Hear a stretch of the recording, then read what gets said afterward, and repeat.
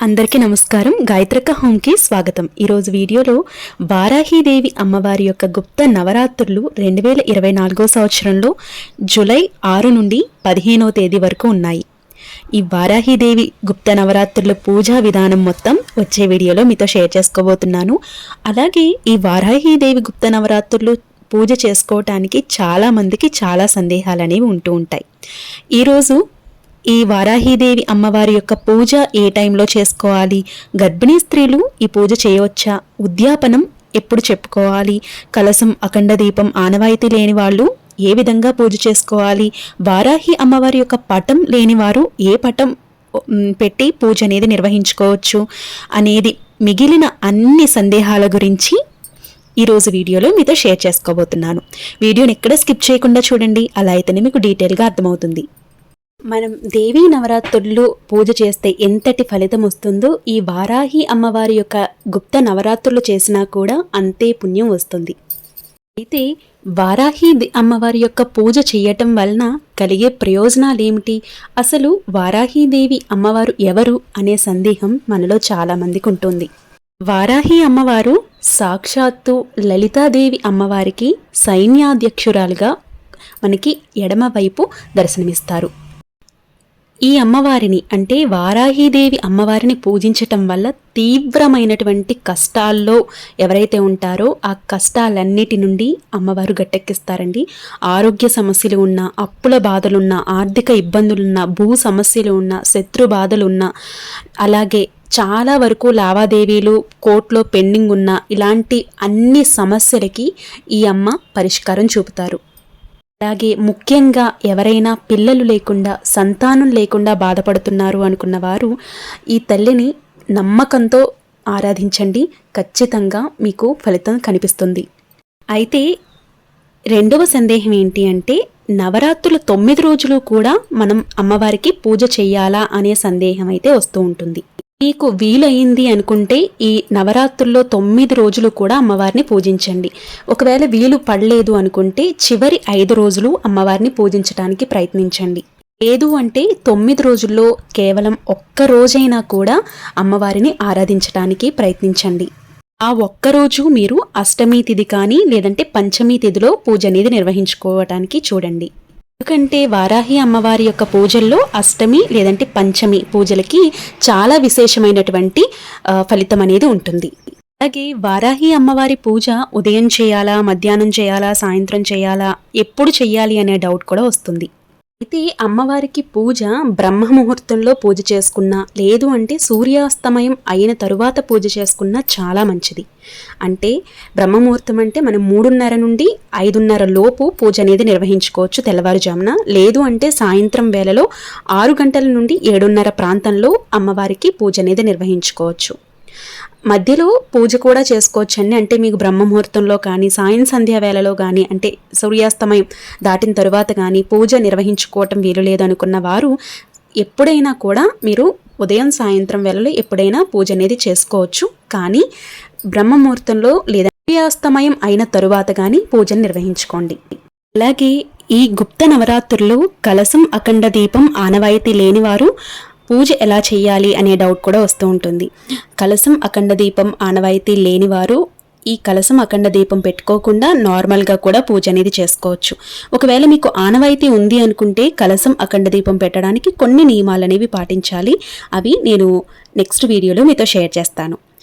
కలసం అఖండ దీపం లేకపోయినా కూడా అమ్మవారికి చక్కగా పూజ అనేది నిర్వహించుకోవచ్చు.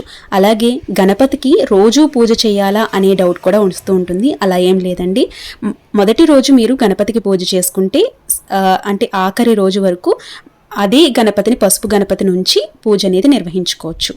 అలాగే వారాహి నవరాత్రుల్లో కుంకుమ పూజ చేసుకుంటే చాలా మంచిదండి. మనకి నవరాత్రుల్లో అమ్మవారి దుర్గా నవరాత్రుల్లో కూడా కుంకుమ పూజ అనేది చేసుకుంటూ ఉంటాము. అలాగే వారాహి నవరాత్రుల్లో కూడా కుంకుమ పూజ చేసుకోవాలి. అలాగే ఈ వారాహి అమ్మవారి యొక్క గుప్త నవరాత్రులు చాలా శక్తివంతమైనవి. ఎలాంటి మైలు తగలకుండా ఖచ్చితంగా నియమాలు పాటిస్తూ పూజ అనేది నిర్వహించుకోవాలి. అలాగే వారాహి అమ్మవారి యొక్క పూజ చేసేవారు బ్రహ్మచర్యం తప్పకుండా పాటించాలి.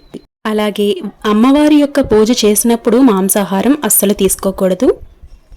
మరొక ముఖ్యమైన సందేహం ఏంటంటే, ఈ వారాహి అమ్మవారి యొక్క గుప్త నవరాత్రులు పూజ ఒక్క సంవత్సరం చేస్తే సరిపోతుందా, లేదంటే ప్రతి సంవత్సరం పూజ చేసుకోవాలా అనే డౌట్ అయితే మనలో చాలామందికి ఉంటుంది. అలా ఏమీ లేదనమాట.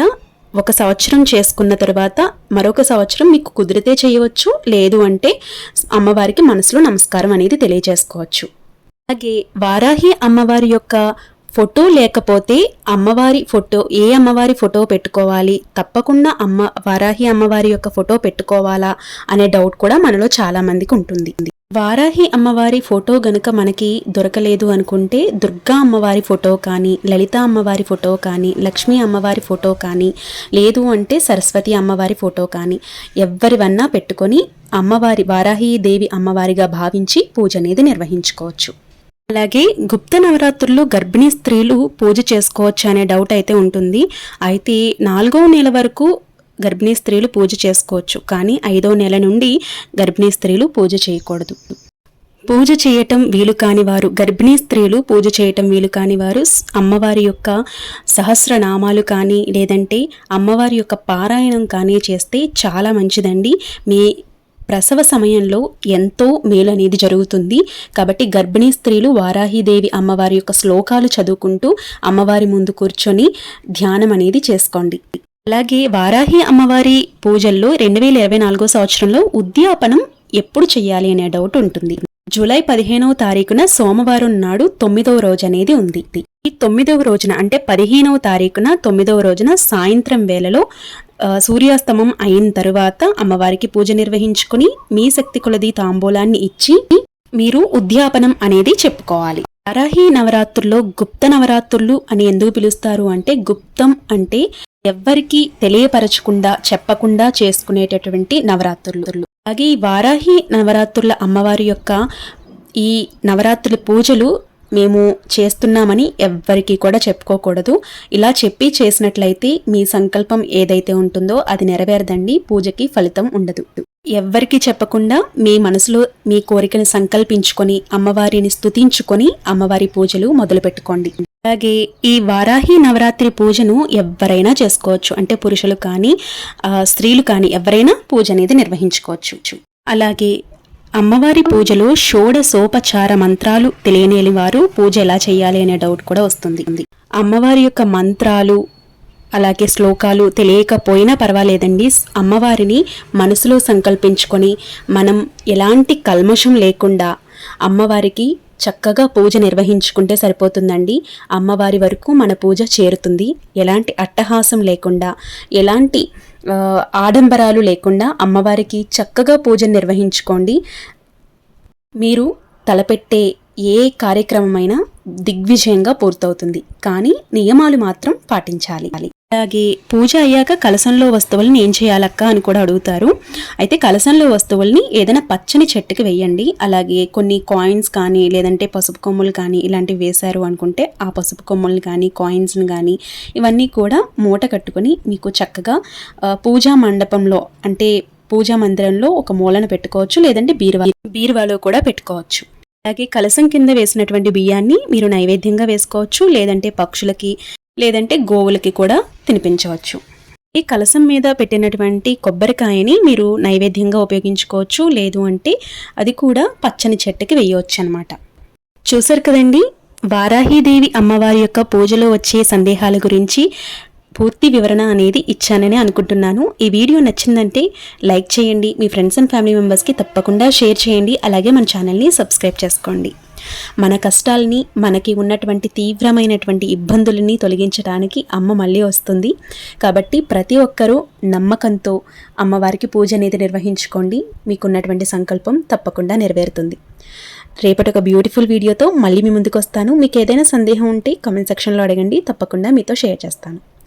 Thank you for watching. రేపటి వీడియోలో మళ్ళీ కలుద్దాం. అప్పటి వరకు నమస్తే, మీ గాయత్రక్క.